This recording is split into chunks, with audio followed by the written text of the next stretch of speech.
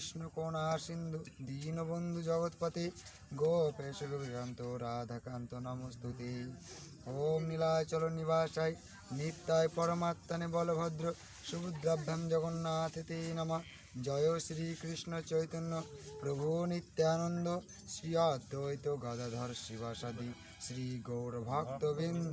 হরে কৃষ্ণ কৃষ্ণ কৃষ্ণ হরে হরে হরে রাম রাম রাম হরে হরে নিতাই গৌর হরি হরি হরি বল, নিতাই গৌর হরি হরি বল। ওম নমো ভগবতে বাসুদেবায়। ওম নমো ভগবতে বাসুদেবায়। নারায়ণ নমস্কৃত্যং নরং চৈব নরোত্তমং দেবীং সরস্বতীং ব্যাসং ততো জয়মুদিরতি।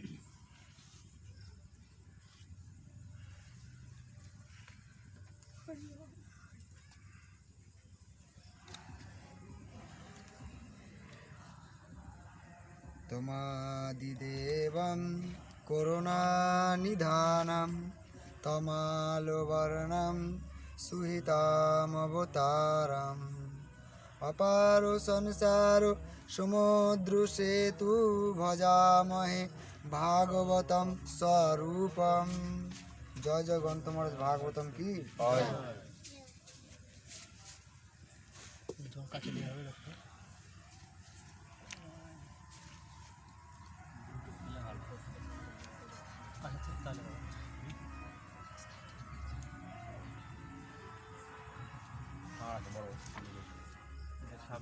ছাব্বিশ নম্বর শ্লোক।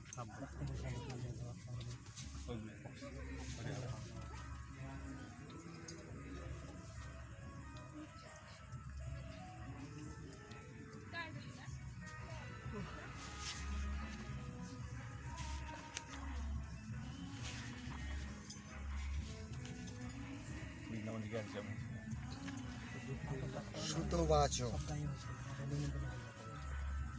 সুত গোস্বামী সুতবাচ এবং প্রবৃত্তস্য সদা ভূতানাং শ্রেয়সী দ্বিজা সর্বাত্মকেন অপি যদা ন অত্যস্য হৃদয়ং ততো। এবং প্রবৃত্তস্য সদা ভূতানাং শ্রেয়সী দ্বিজা সর্ব আত্মকেন অপি যদা ন অশুসৎ হৃদয়ং ততো। হে দ্বিজগণ, যদিও তিনি সমস্ত মানুষের সর্বাঙ্গীক কল্যাণ সাধনে সচেষ্ট হয়েছিলেন, তবুও তার চিত্ত সন্তুষ্ট ছিল না। বলছে সুত সৌনক ঋষি বলছে, সৌনক ঋষি প্রশ্ন পেপার আসবে। সুত গোস্বামী বলছে যে হে দ্বিজগণ, যদিও তিনি সমস্ত মানুষের সর্বাঙ্গী কল্যাণ সাধনে সচেষ্ট হয়েছিলেন, তবুও তার মন প্রসন্ন ছিল না। এখানে বুঝে এর অর্থ হচ্ছে যে যদিও তিনি জনসাধারণের সর্বাঙ্গী মঙ্গল সাধনের জন্য তার উপযোগী করে বৈদিক শাস্ত্র সংগ্রহ করেছিলেন, তবুও ছিল ব্যাসদেব চিত্ত চালক্য অনুভব করেছিলেন। বলছে ব্যাসদেব যদিও বিভিন্ন ধরনের গ্রন্থ বেদ পুরাণ যদি রচনা করেছিলেন মানুষের মঙ্গলের জন্য, তবুও তো তার চিত্ত মন সন্তুষ্ট ছিল না। তিনি আশা করেছিলেন যে এত কিছু করার পর তিনি নিশ্চয়ই অন্তরে প্রসন্নতা অনুভব করবে, কিন্তু চরমে তিনি প্রসন্ন হতে পারেননি। তিনি বেদ রচনা, মহাভারত আদি শাস্ত্র গ্রন্থ রচনা করেছিলেন, তবুও তার মন কিন্তু প্রসন্ন হয়নি। এবার কেন প্রসন্ন হয়নি? না অতি প্রসীদত হৃদয় সরস্বত্যা তটে শৌচ বিতর্কয়ন বিবিক্তস্ত ইদম চ উবাচ ধর্মবিত। হৃদয়ে অপ্রসন্ন হয়ে মহর্ষি তৎক্ষণাৎ গভীরভাবে বিচার করতে শুরু করলেন। তিনি ধর্মতন্ত্র সম্বন্ধে অবগত ছিলেন, তাই তিনি মনে মনে ভাবতে লাগলেন। মহর্ষি তার অসন্তোষের কারণ তার হৃদয় অনুসরণ করতে শুরু করলেন। হৃদয় যতক্ষণ না প্রসন্ন হচ্ছে ততক্ষণ পর্যন্ত পূর্ণতা লাভ করা যায় না। হৃদয়ের এই প্রসন্নতা অনুসন্ধান করতে হয় যারা প্রকৃতির ঊর্ধ্বে। বলছে হৃদয়ে কোনো কিছু একটা যদি কার্য করি আমি, ঠিক আছে, আমি যদি কোনো কিছু কাজ করি, যদি আমি সেই কাজ যদি পূর্ণ না হয় তো মন খুঁত করে। ঠিক তদ্রূপ ব্যাসদেব বিভিন্ন ধর্মশাস্ত্র রচনা করিও তার মন কিন্তু প্রসন্নতা হয়েছিল না। এই প্রসন্নতা একমাত্র হয় যে এই জড়জগতের ঊর্ধ্বে, এই জড়জগৎকে বাদ দিন যদি কোনো কিছু করা হয় তার ঊর্ধ্বে মানে জীবনটা প্রসন্ন হবে। ব্রতেন ধৃত ব্রতেন হি মায়া ছন্দাংসি গুরুব অগ্নয় মানতি নিব্বলিকেন গৃহীতম চ অনুশাসনম ভারত ব্যাপদেশেন হি আমনা আশ্চ হি আমনায়ার্থশ্চ প্রদর্শিত দৃশ্যতে যত্র ধর্মাদি স্ত্রী শূদ্রদি বিপুত ধৃতব্রতেন হি মায়া ছন্দাংসি গুরুব অগ্নায় মানিতা নিব্বলিকেন গৃহীতম চ অনুশাসনম ভারত ব্যাপদেশন হি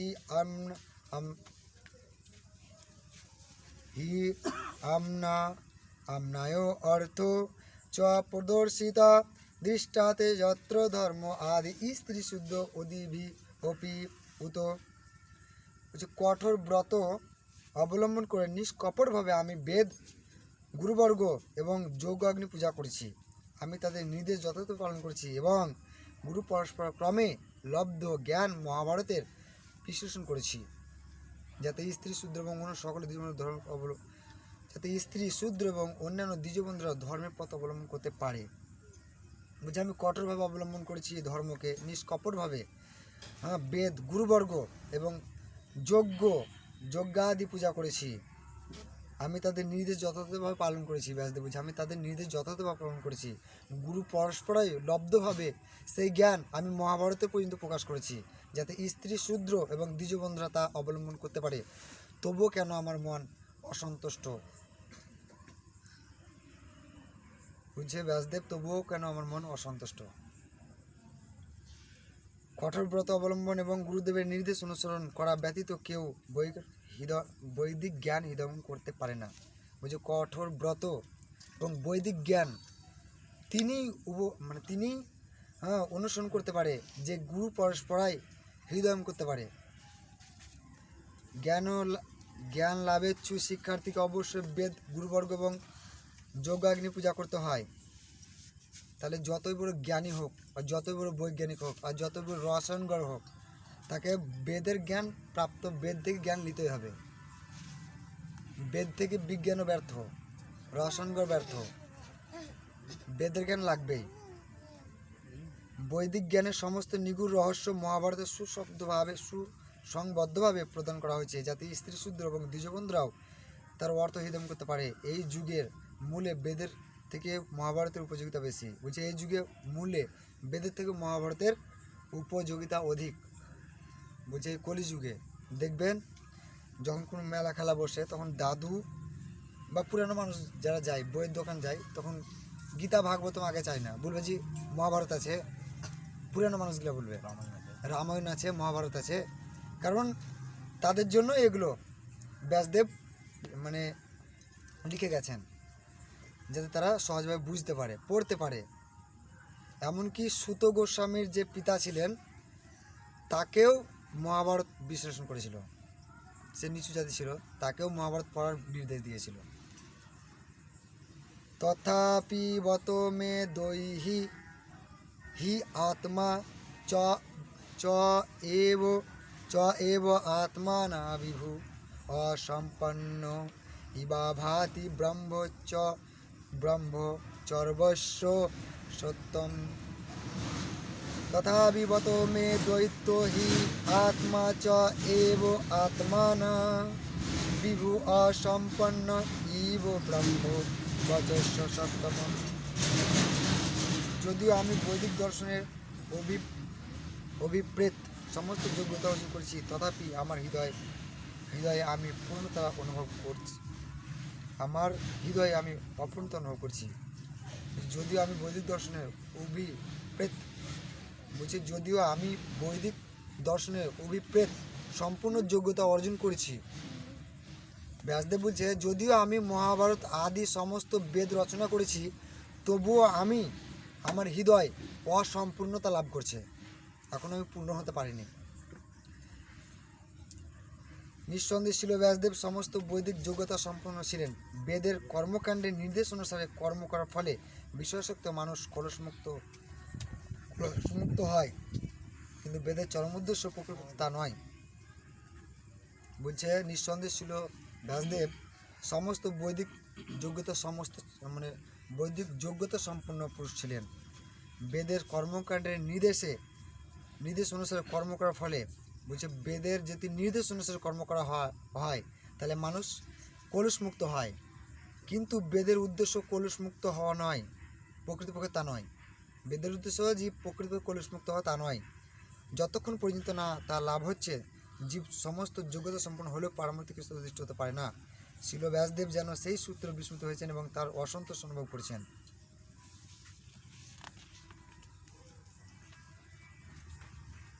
কিংবা ভাগবত ধর্ম না প্রাণয় নিরূপতি প্রিয় পরমহংসনম ত এব হি অচ্যুত প্রিয়।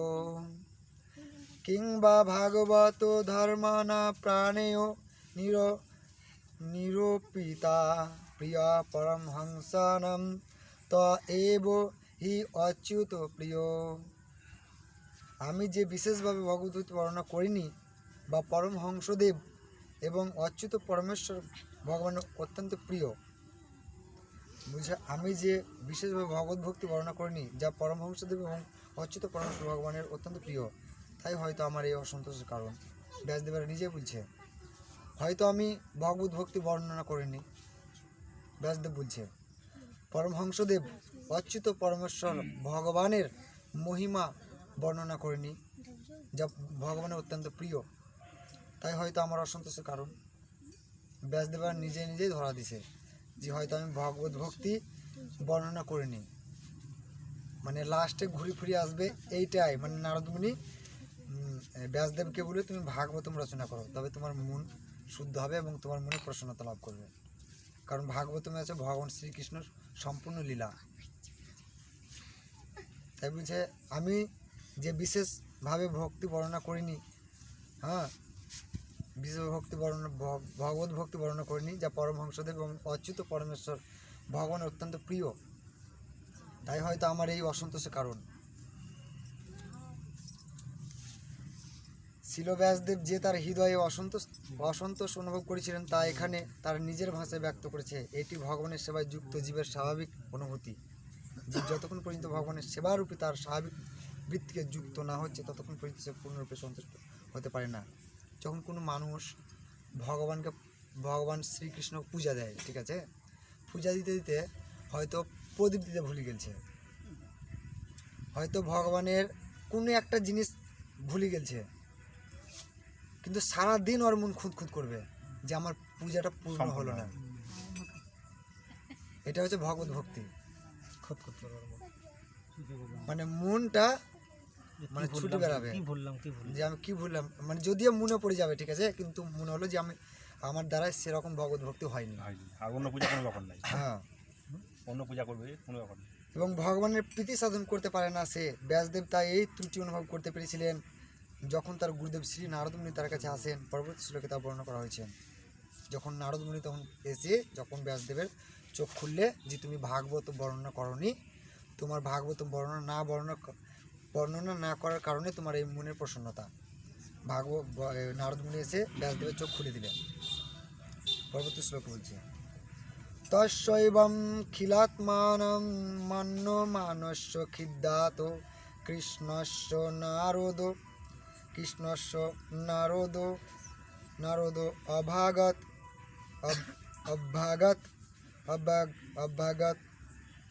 আদশ্রমম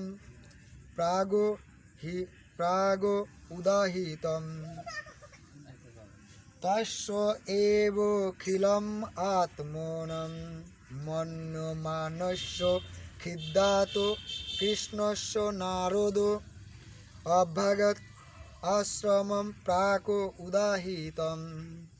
পূর্বে যেমন বর্ণিত হয়েছে ব্যাসদেব যখন তার অসন্তোষের জন্য অনুশোচনা করেছিলেন, তখন নারদ মুনি সরস্বতী নদীর তীরে তাকে আশ্রমে এসে উপস্থিত হলেন। পূর্বে যেমন বর্ণিত হয়েছে, ব্যাসদেব যখন তার অসন্তোষের জন্য অনুশোচনা করেছিলেন, তখন নারদ মুনি সরস্বতী নদীর তীরে আশ্রমে উপস্থিত হলেন। যখন ব্যাসদেব বিভিন্ন ধরনের মনকে প্রসন্নতায় ভরিপুত ছিল যে এটা আমার ঠিক হয়নি, হ্যাঁ, না এই ব্যাসদেব যখন বলছিল যে আমি সম্পূর্ণ লয় বা এটা আমার ঠিক হয়নি, আমার এরকম ভগবত ভক্তি হয়নি, তখন নারদ মুনি সেই সরস্বতী নদীর তীরে আশ্রমে এসে উপস্থিত হলেন ব্যাসদেবের কাছে। ব্যাসদেব যে শূন্যতা অনুভব করেছিলেন তা তার জ্ঞান অভাবজনিত ছিল না। ভাগবত ধর্ম হচ্ছে সর্বতভাবে ভগবান প্রেমময় সেবা, যাতে নির্বিশেষবাদীদের কোনো অধিকার নেই। বুঝে ভাগবত ধর্ম হচ্ছে সব থেকেই সর্বতভাবে ভগবানের প্রেমময় সেবা, ভাগবত ধর্ম ভগবানের ধর্ম। আর যে ব্যাসদেবের মধ্যে যে শূন্যতা অনুভব করেছিল তা জ্ঞান অভাবজনিত ছিল না। জ্ঞান ছিল ঠিক আছে, কিন্তু তাও জ্ঞান অভাবজনিত ছিল না। কিন্তু নির্বিশেষবাদীদের কোনো অধিকার নেই। নির্বিশেষবাদীদের পরমাংশ সন্ন্যাস আশ্রম সর্বোচ্চ স্তর মধ্যে গণনা করা হয় না। শ্রীমদ্ ভাগবতম পরমেশ্বর ভগবানের দিব্য লীলা বিলাসের করুণায় পরিপূর্ণ। শ্রীমদ্ ভাগবতম হচ্ছে পরমেশ্বর ভগবানের দিব্য লীলাবিলাসের বর্ণনে পরিপূর্ণ। ব্যাসদেব যদিও ছিলেন ভগবানের সত্য অবতার, তবুও তিনি তার হৃদয়ে অনুতৃপ্তি অনুভব করেছিলেন, কেননা তার কোনো রচনায় তিনি পরমেশ্বর ভগবানের দিব্য লীলার কাহিনী যথাযথ বর্ণনা করেননি। বলছে যদিও ব্যাসদেব পরমেশ্বর ভগবানের সত্য অবতার ছিল, হ্যাঁ, ব্যাসদেব ছিল ভগবানের অবতার, একটা সত্যাবতার, তবুও ব্যাসদেব বলছে বিভিন্ন গ্রন্থে বিভিন্ন বেদে ভগবান শ্রীকৃষ্ণ লীলা কাহিনী লেখেননি, লীলাবিলাসের কাহিনী যথাযথভাবে বর্ণনা করেননি। সেই অনুপ্রেরণা শ্রীকৃষ্ণ ব্যাসদেবের মনে সঞ্চার করলেন। এখানে স্পষ্টভাবে ব্যক্ত হয়েছে যে পরমেশ্বর ভগবানের প্রেমময় সেবা ব্যতীত সব কিছু শূন্য। তাহলে আপনি যতই জাগতিক পূজা করুন, অন্যান্য দেবদেবীর পূজা করুন, যদি ভগবান শ্রীকৃষ্ণ পূজা না করেন সব কিছু শূন্য। কিন্তু অপকৃত পক্ষে ভগবত ভক্তি সকাম কর্ম অথবা জ্ঞানের পৃথক প্রয়াস ব্যতীত সব কিছু পূর্ণ হয়ে ওঠে। কিন্তু ভগবত ভক্তি যখন আপনি করতে লাগবেন তখন সব কিছু পূর্ণ হয়ে উঠবে। তাই বলছে কৃষ্ণ ব্যতীত অন্যান্য দেবদেবী যখন পূজা করবেন, ঠিক আছে, কৃষ্ণকে ছেড়ে, তখন আপনার জীবন শূন্য, কিছুই নয় জীবনে। আর যখনই ভগবত ভক্তি আপনি করতে লাগবেন তখন আপনার জীবন পরিপূর্ণ হয়ে উঠবে। তম অভিজ্ঞায় সাহসা প্রত্যক্ষায় প্রাতু উত্থায় গতম মুনি পূজয়ামাস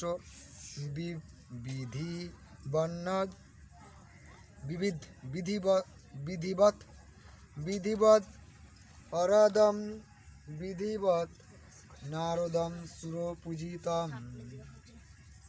তম অভিজ্ঞায় সাহসা অভ্যুত্থায় আগতম মুনি পূজায়ামাস বিধিবৎ নারদম সুরপূজিতম। শ্রী নারদ মুনির শুভ আগমনে শ্রীল ব্যাসদেব শ্রদ্ধা সহকারে উঠে দাঁড়ালেন। সৃষ্টিকর্তা ব্রহ্মাকে যেভাবে সম্মান প্রদর্শন করা হয় সেভাবে তাকে অভ্যর্থ জানালেন। বলছে শ্রী নারদ মুনির আগমনে ব্যাসদেব শ্রদ্ধা সহকারে উঠে দাঁড়ালেন, যেরকম সৃষ্টিকর্তা ব্রহ্মাকে সম্মান দর্শন করা হয় সেইভাবে তাকে অভ্যর্থনা করলেন। বিধি মানে হচ্ছেন ব্রহ্মা, এই জগতের সৃষ্টি জীব। তিনি হচ্ছেন বৈদিক জ্ঞানের প্রথম বিদ্যার্থী এবং অধ্যাপক। বলছে বিধি মানে হচ্ছে ব্রহ্মা, বিধি মানে হচ্ছে ব্রহ্মা, এই জগতের সৃষ্ট জীব, প্রথম জীব ব্রহ্মা। তিনি হচ্ছেন বৈদিক জ্ঞানের প্রথম বিদ্যার্থী এবং অধ্যাপক, নিজেই বিদ্যার্থী এবং নিজে অধ্যাপক। তিনি বৈদিক জ্ঞান শ্রীকৃষ্ণের কাছ থেকে লাভ করেছিলেন এবং সর্বপ্রথমে নারদ মুনিকে তা দান করেছিলেন। নারদ মুনি তাহলে প্রথম জ্ঞান শ্রীকৃষ্ণ থেকে অর্জন করেছিলেন এবং শ্রীকৃষ্ণ এবং নারদ মুনি তা ব্যাসদেবকে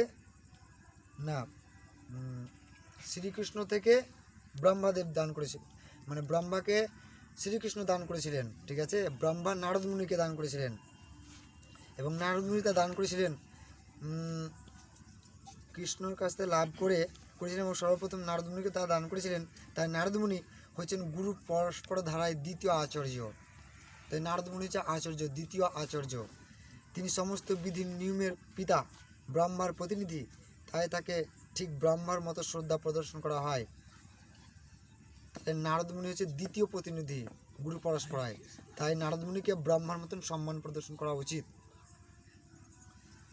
তেমনি এই পরস্পর ধারায় অন্য সমস্ত আচার্যদের আদি গুরুর মতো সম্মান প্রদর্শন করা হয়।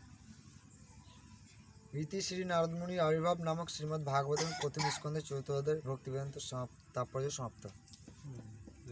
নিতাই গৌর হরি হরি হরি হরি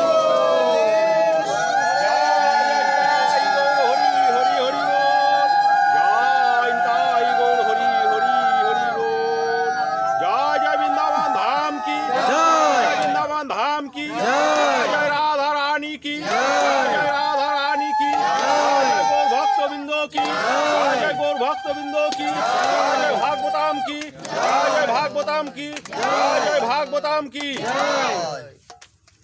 হরে কৃষ্ণ। শ্রীমদ্ ভাগবতম গীতাতে বলছে 15 অধ্যায়ে 15 নম্বর অধ্যায়ে কে কে কে আসছে?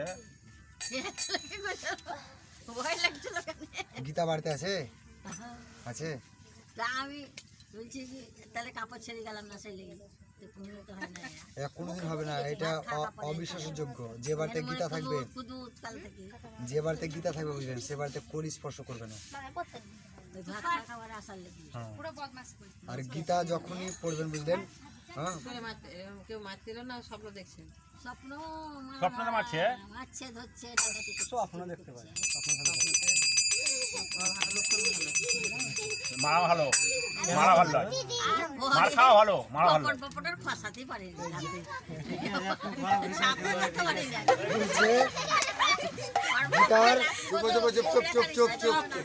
গীতার 15 নম্বর অধ্যায় মানে পুরুষোত্তম যোগে বলছে, ঠিক আছে।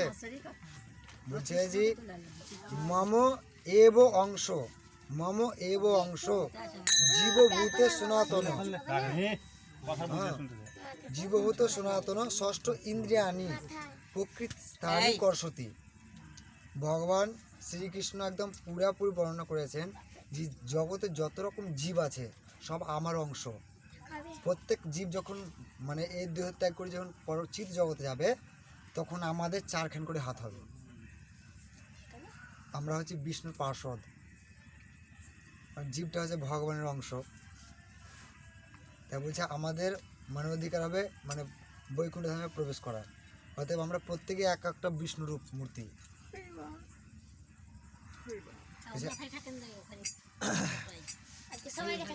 জয় রাধে গোবিন্দ। আস্তে আস্তে আস্তে আস্তে সব ওখানে থাকো। থাকো।